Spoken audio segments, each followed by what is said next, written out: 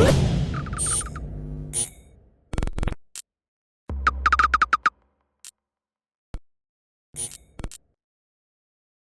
is Andy Purewal for Boxing Social in association with Betfred, and I'm joined by Johnny Fisher over Zoom. Johnny, how are you doing? I'm good, Andy. How are you, mate? I'm having a good rest today and looking forward to getting back onto training tomorrow. Let's have to get straight into it because I know you're a busy day. You got some stuff planned. Josh Sandland, August 7th, talking about the fight. Why Josh? Well, Josh is a good opponent. He's got a winning record, and it's going to be a tough test. And I spoke to Mark Tibbs about it, and he said, "Look, we need challenges. If you want to build and be a champion one day or a top contender, you've got to get through challenges like this." And he gives us a little game plan to work on now. And Josh is no mug. He's a very strong guy who comes forward, and he's tough. So I've got to be on my game, definitely. How much of Josh have you previously seen, Johnny? Have you watched many of his last outings? I've seen a lot of his previous fights on the Ultimate Boxer and things like that, and I've seen he's had a couple of losses in his last couple of fights, but I know what he's about. He can box a little bit, and he's all about fresh. I think Mark Tibbs had him in camp for Dillian White, a bit of sparring with Dillian White before, so he knows a little bit about him, and we can work a game plan accordingly. Johnny, I know he's fought a few other British fighters, British contenders in the last few years. Is this a chance for you to make more of a statement in comparison to some of those guys?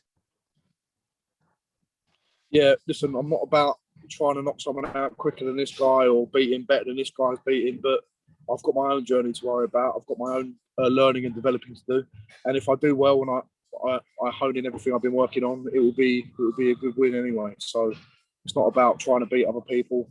The only person I've got to beat is Josh Sandland on the day.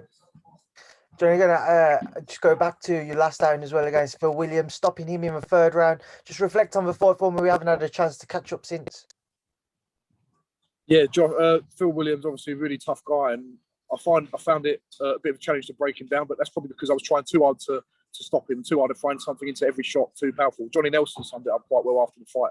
He said, just pitter-patter, throw a few soft ones, and then the big one comes, surprise them a little bit.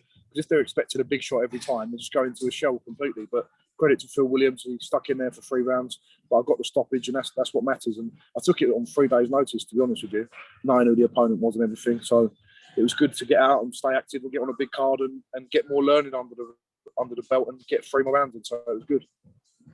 I was going to say, for your experience, how key was it to come in against somebody like Phil, who was awkward, was looking to hold, and was going to cause you those types of problems for you to overcome? Yeah, definitely. He's experienced, had 30, 40 fights, and he's only been stopped by the top guys like Cash Ali, Fabio, David Adelaide. So he's only been stopped by the top boys, really. So to join that list was brilliant, and it gave me some great experience and great learning. And it was important for me to go back to the corner and have a round where I go back and another round where I go back and listen to the instructions. And by the 3rd round, I took the instructions on board and I was beginning to keep the distance a little bit better. Phil's really good at shutting down the space and making it difficult to get your shots off. He's either very good at tucking up or closing that gap. So it was difficult to get your work off, frustrating at times, but got the job done. Johnny, just a few things I want to get your thoughts on before I leave you to enjoy the rest of your day. No Firstly, problem, obviously Daniel Dubois has left. You guys left for camp. He's gone to a different team now. Just want to get your thoughts on that. And whilst he was working with you guys, did you pick up anything? Did you learn anything off him? Massively. Listen, Daniel's levels above me at the minute. He's had the 13, 14 fights and he's doing really well. He's a really nice guy as well, I've got to say that. His dad was really friendly as well. And for me to get 4, 5, 6 weeks of sparring in with him, I learned so much coming from him. He's very experienced. You can tell that in the way he spars. So for me every time I was sparring him, I was picking something else up and learning something and doing something a bit better. So that's the sort of experience you need. And we had some great spars, I tell you. What did you have to make of his decision to leave the camp? Did he speak to you about it at all? I don't really get involved in any of that. That's to do with Mark Tibbs and Daniel Dubois. But whatever, Shane McGuigan's a great coach as well, and he's got some great fighters. So I'm sure he'll do brilliantly over there as well. But all I know is he was training hard with us, Jimmy, Tibbs, Steve. So listen, we was in a good place. But I wish him all the best with Shane McGuigan. Then just a few other fights which are coming up. Joe Joyce, Carlos Takam was announced the other day. Joe also under S-Jam Boxing like yourself. Yeah. What's your thoughts on that one?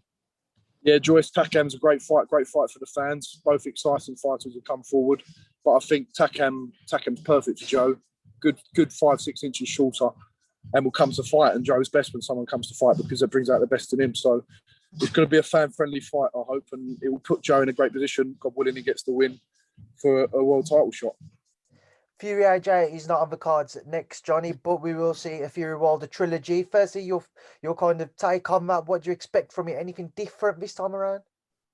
I'm not sure. I saw the press conference. It was a bit odd the way Deontay Wilder was acting. I don't know whether that's him trying to play a bit of games or it's that he's mentally a bit broken by what happened to him last time.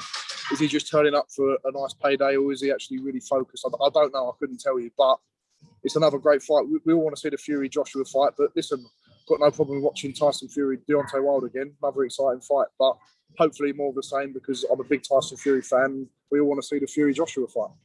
And final one, AJ Usyk. What do you make of that one once again, Johnny? Usyk's top class boxer, obviously Olympic champion. Whether he's big enough to mix it with the guys like Joshua is another story. But the thing about these fights, there's no foregone conclusion that either of them are going to win. So there's still great fights to watch. They're going to be exciting, but hopefully they both come through and we can have that huge legacy fight. But they're both tough jobs in their hands because Usyk's a great operator and Deontay Wilder's obviously got that unbelievable one-punch power. Right, Johnny, just before I let you go, just a final message to everybody who will support you come August 7th. Yeah. Thank you to everyone who has supported me, all my sponsors. They all know who they are. It wouldn't be possible without them guys. And if you want to follow me on my social media, it's Johnny Fisher 1, Instagram, Johnny Fisher Box on Twitter. And thank you to everyone for your support. And it means the world to be on the interview as well. So thanks very much, mate. I appreciate your time, Johnny. Listen, enjoy the rest of your day. And thank you for speaking to Boxing Social. Cheers, Andy. Thanks a lot, mate. Have a good day, yeah?